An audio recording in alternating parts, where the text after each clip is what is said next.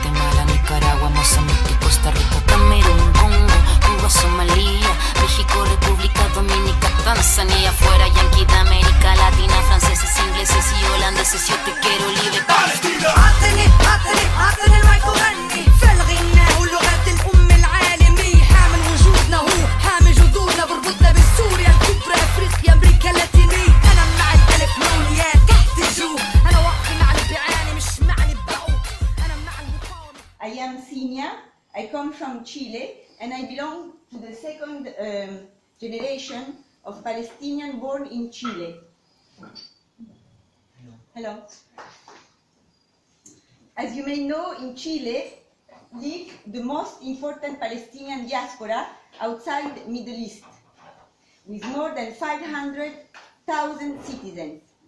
The community is well organized and it has a very important social club, Palestinian press agency, Palestinian also student organizations, and a famous football team that you may know is called Palestino.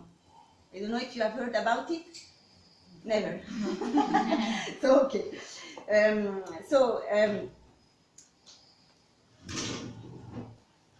Yes, it's a very old community that came from the 19th century, and Palestinians in Chile gave to the country the first textile industry, important businessmen, political leaders, writers, intellectuals, and also film directors. I don't know if you have ever heard about Miguel Litin. Miguel Litin, no? Doesn't sound? Okay, so I would like to thank my country to have always welcomed Palestinians until today.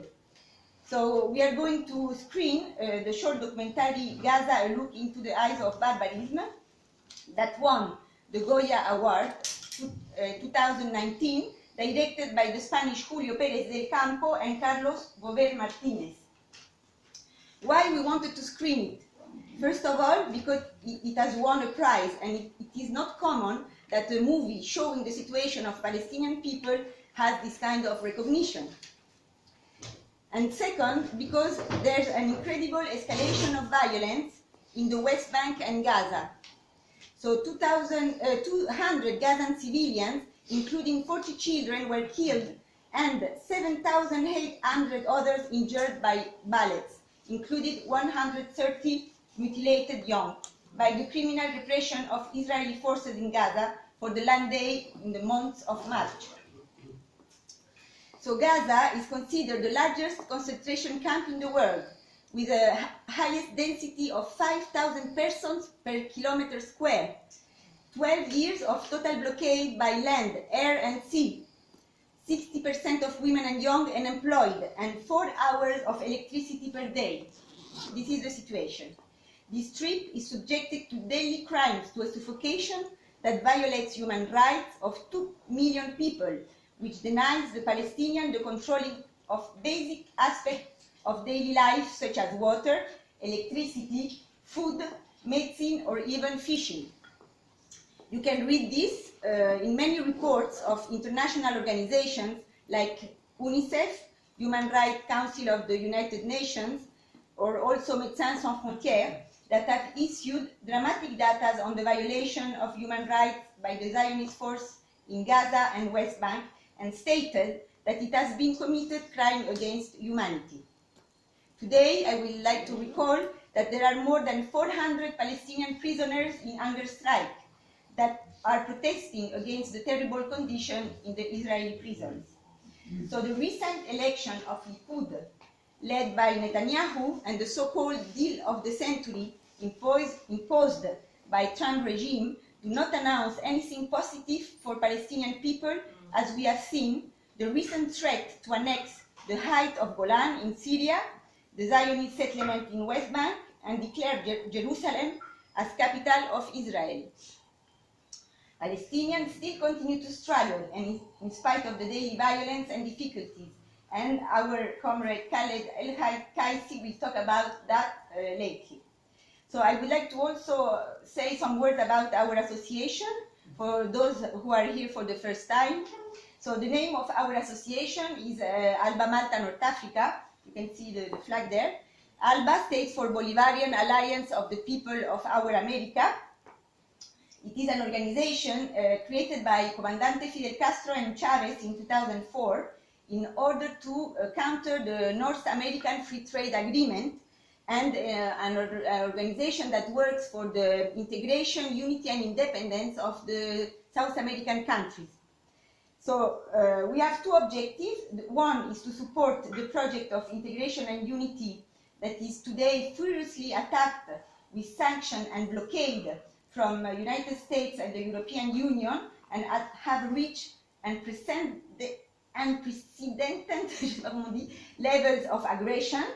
And also another objective of our association is to support any countries who struggle for its national liberation against NATO and Zionist imperialism, as the country like Cuba or Venezuela have always done.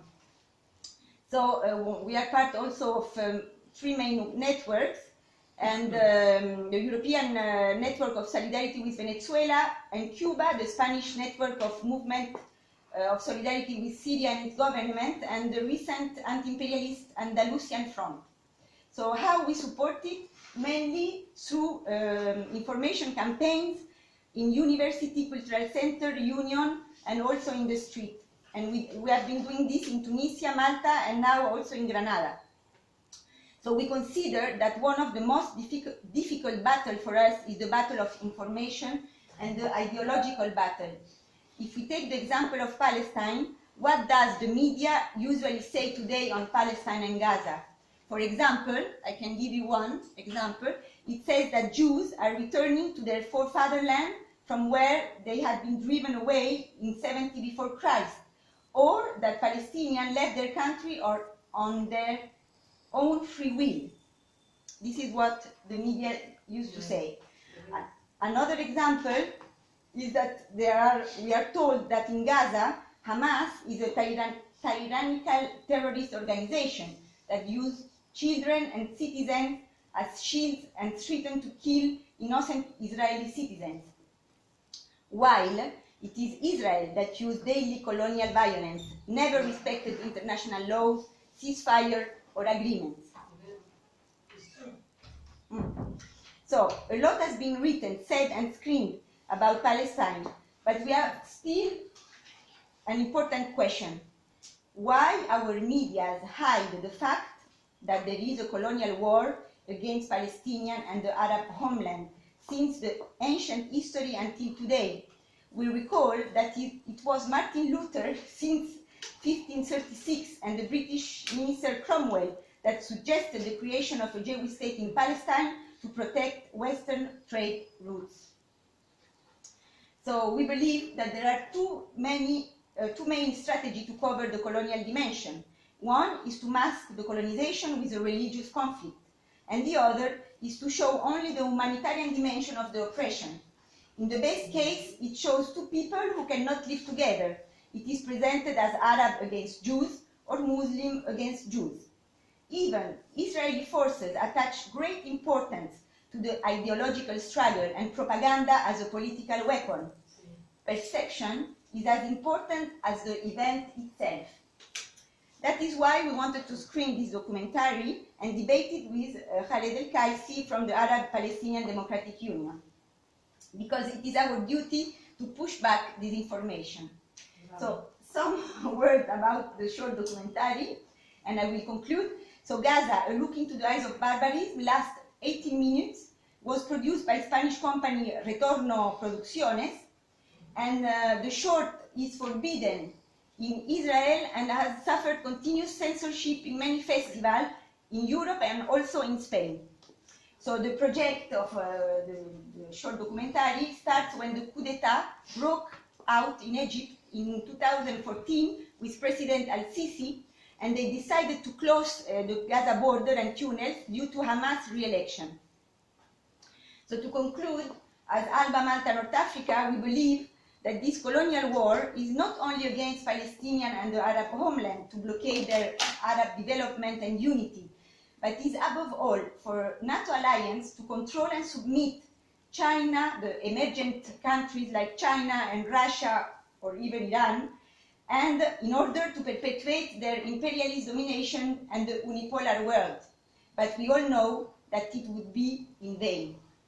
At this point, as Palestinian economist Adel Samara, that we invite you to also to read, we suggested that the only way out for Arab is resistance in all fields: the field of discourse, the field of unity to transcend Arab fragmentation, the field of development, and from our side, we can help to increase the movement of solidarity with Palestine and pressure the Zionist state to respect at least the United Nations resolutions.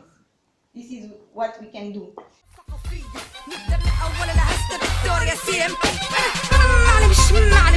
أنا مش معنى أنا حسبت حسابي زمان استثمر ببنكي بعد ما بنكي أعلن إفلاسه يوم العلم كان الوضع بده الرضع صار الوضع بده الردع